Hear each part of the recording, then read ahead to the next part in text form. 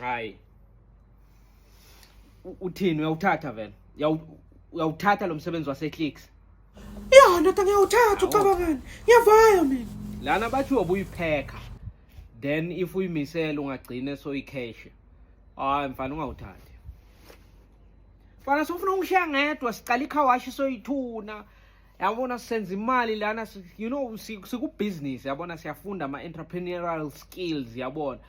Mfethu basithembisene funding kamasipala ukuthi ikhawashi yethu bazoyisupport abalethe ilokhanja imoto zakamasipala ziwashwe la kithi like indoda sinamaphupho yabona sizoba bo businessmen abakhulu la ka so wena bese ungishiya uyopaka eClicks usho ukuthini mfethu no Mavura no uyazi wena nami ngiyakwazi ukuthi uthanda umculo boKhabza the Small uthanda bomaphorisa uthanda amapiano akudlalwa amapiano eClicks bayidlalela iPop ingoma zabelungu lapho uyobhoreka mfana ngawuthathi yebo email ngiyayibona nayi vele umsebenzi utholile but ungahambe mfana unless awufuni ukuyibona so business man omkhulu la kasi because mina ngiyabona ukuthi wena une potential and soyithu asipusha le khawashi